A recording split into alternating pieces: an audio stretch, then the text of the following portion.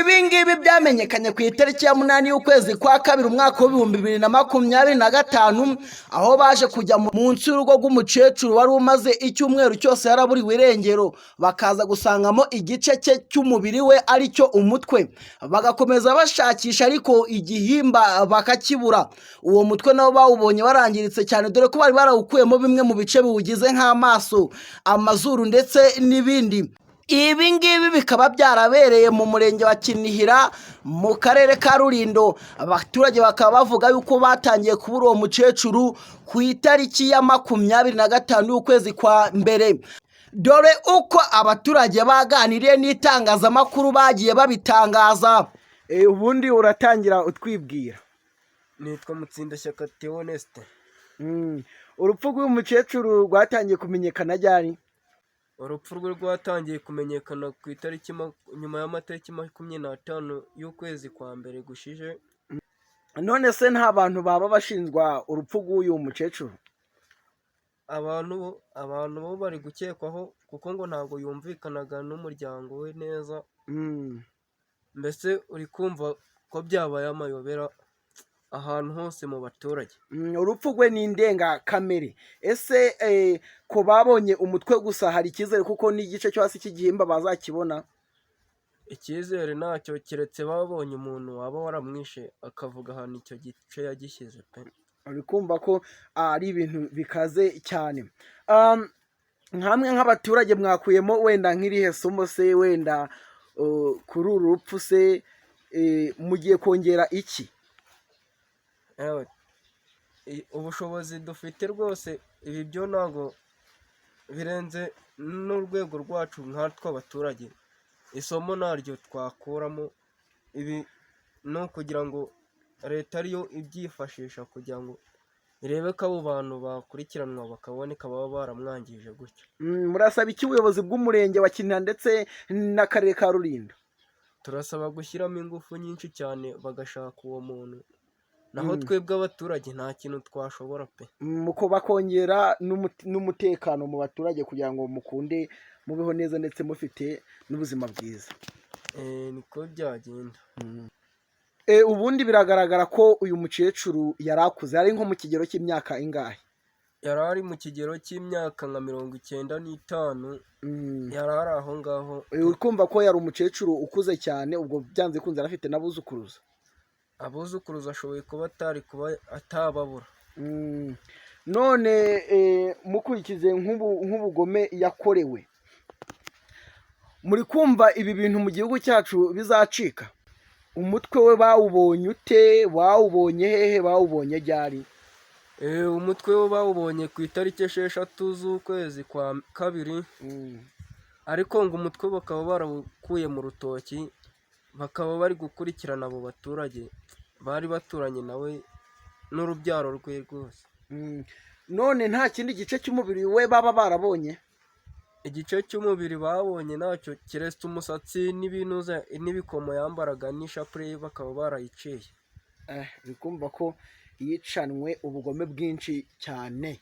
Mwebwe nk'abaturage mugiye gukora iki kugira ngo mwirinde ibintu nk'ibi ngibi by'amakimbirane ndetse biviramo n'impfu ku bantu bamwe na bamwe?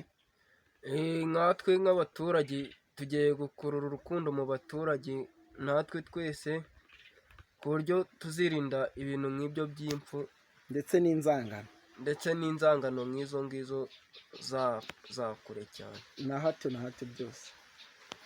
None nimukomeza kubura ibindi bice by'umubiri bizagenda bite? Ayo makuru niyo tugiye kubaza inzego zishinzwe umutekano nka polisi y'u Rwanda, niba icyo gice cyo hejuru babonye niba bazagishyingura. Sawa, urakoze cyane kuganira natwe nka Kibare TV. Murakoze cyane. Leta y'u Rwanda ikomeza ibwira abaturage muti mukomeze kwirinda ingengabitekerezo ya jenoside ndetse n'ibindi biyishamikiyeho, dore ko iyo tugeze muri iki gihe cyo gisaga mu kwezi kwa kane aho tujya kwibuka jenoside yakorewe abatutsi mu mwaka w'1994, usanga ibyaha nk'ibi ngibi by'ubwicanyi, ubukozi bw'ibibi ndetse n'ibindi bitandukanye usanga byiyongera mu baturage.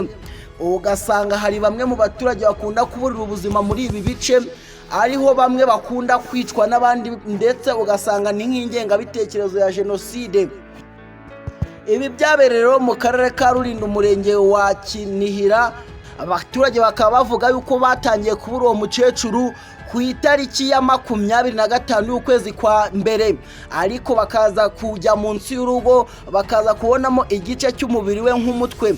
Bavuga ko uwo mutwe bawufashe bakahita bawujyana kuri RIB ndetse bakawujyana no ku bitaro bikuru bya Kinihira kugira ngo gupimwe, ariko iperereza riracyakorwa ngo harebe niba hamenyekana uwamwishe, dore ko bamwe mu muryango we bakekwa kuba baramwishe bamaje gutabwa muri yombi kera, ariko na bamwe mu baturanyi be nabo bakaba baramaje gutabwa muri yombi, dore ko nabo baba bashinjwa mu rupfu, dore ko nabo bari mu bamwe baba bashinjwa urupfu rw'uyu mukecuru wapfuye ari mu kigero cy'imyaka irenga 85.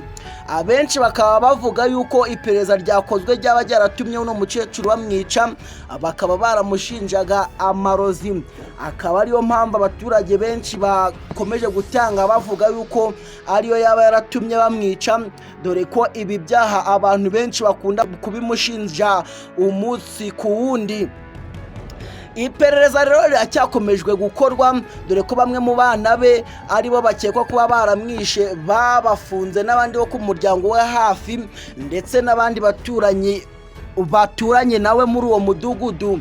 Ariko ubuyobozi nabwo bukaba buri mu kaga gakomeye cyane, bakaba bavuga yuko ibyo ngibyo byakabaye biraba babizi. Perezida wa Repubulika y'u Rwanda Paul Kagame nakomeza agira abaturage inama abashishikariza kwirinda ingengabitekerezo ya jenoside, ndetse n'indi mizi yose yaba yishamikiyeho, dore ko iyo tugeze muri iki gihe twitegura kwibuka jenoside yakorewe abatutsi mu mwaka w'1994.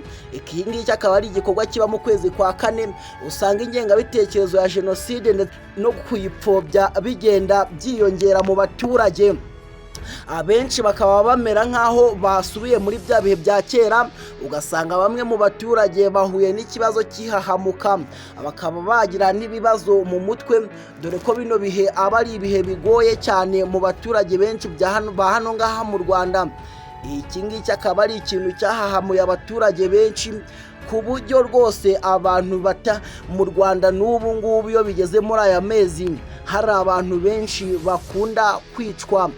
Ariko leta y'u Rwanda ikaba igiye gukaza ingamba ndetse no kwirinda impfu z'abantu zikunda kuba byagenze muri ubwo buryo. Ibikorwa by'abantu byinshi bikunda kwangizwa, ugasanga nk'imyaka y'umuntu bayirayemo bayirandaguye. Leta y'u Rwanda ikaba igiye gukaza ingamba ndetse ikongera n'umutekano kugira ngo irinde bino byaha ndetse inabigabanye mu baturage.